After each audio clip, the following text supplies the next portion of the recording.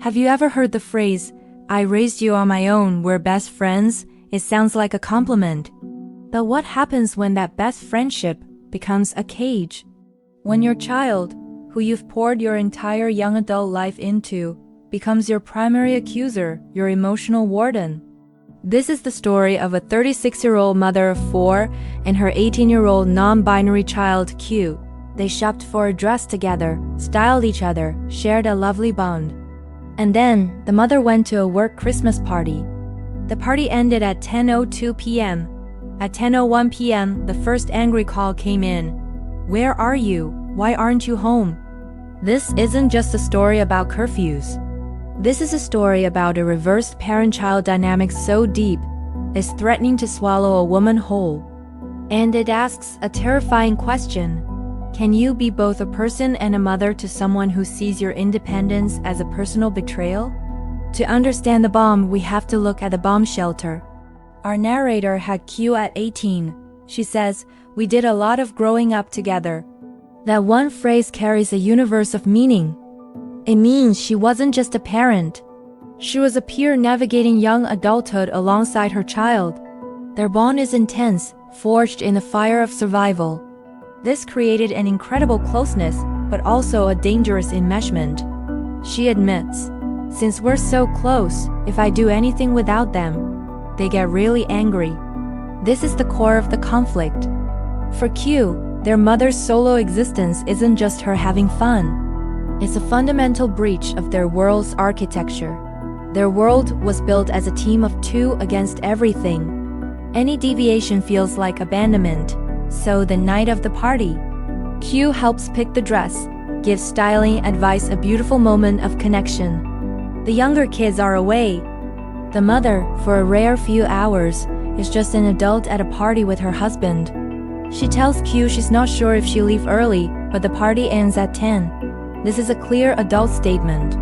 But Q hears what they need to hear, a promise of early return. The stage is set not for a night out, but for a test of loyalty. 10:02 p.m. The party ends. The mother checks her phone. 2 missed calls, one at 10:01, one at 10:02, an incoming call. She answers and is immediately berated. Q is furious. The accusations fly. "You said you'd be home early." She didn't. What if there was an emergency? The call started the second the party's official end time passed. You're a mother first. Let's freeze this moment. This is not the panic of a child left alone. This is the rage of a gatekeeper whose boundary has been crossed. The emergency is a pretext. The real emergency is that their mother is not where she should be, which is home with them. The phrase, "You're a mother first," is the ultimate weapon. It erases her identity as a wife, an employee, a woman enjoying a dance. It reduces her to a single function that exists only in relation to her children. And for a mother who had her first child at 18, who has spent her entire adult life in that role, this weapon is devastatingly effective. She ends the script with a heartbreaking line. "I'm starting to feel like I shouldn't do anything at all on my own." The jailer has won, and the prisoner is internalizing the sentence. This isn't just a spoiled teen. This is the legacy of parentification. When a parent is very young and potentially emotionally overwhelmed, the child often steps into a pseudo-partner role. They provide emotional support, companionship, and a sense of purpose. Q didn't just have a mother. They had a project. Their job was to help her, be with her, grow with her. In this dynamic, the child's sense of self becomes tied to managing the parent's world. So when the project starts to function independently, the child's entire role is threatened. Their anger is a panic response to professional obsolescence. Meanwhile, the mother is frozen in time. To Q, she is forever the 18-year-old girl she was when they were born, a peer, a best friend who needs them.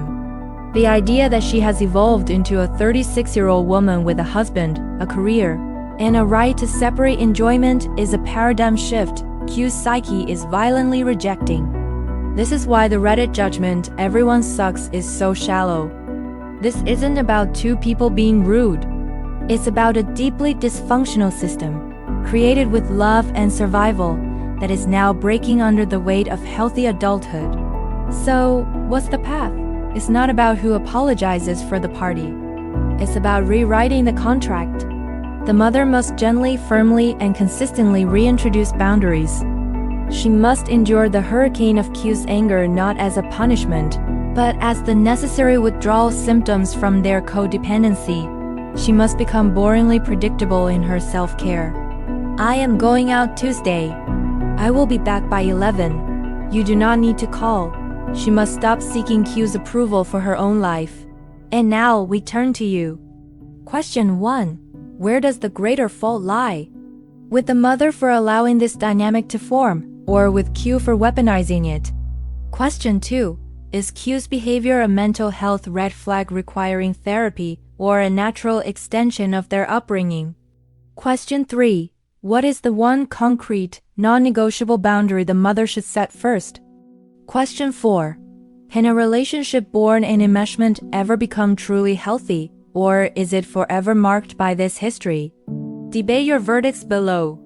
If you are fascinated by the hidden psychological engines that drive family conflict, like, subscribe, and hit the bell.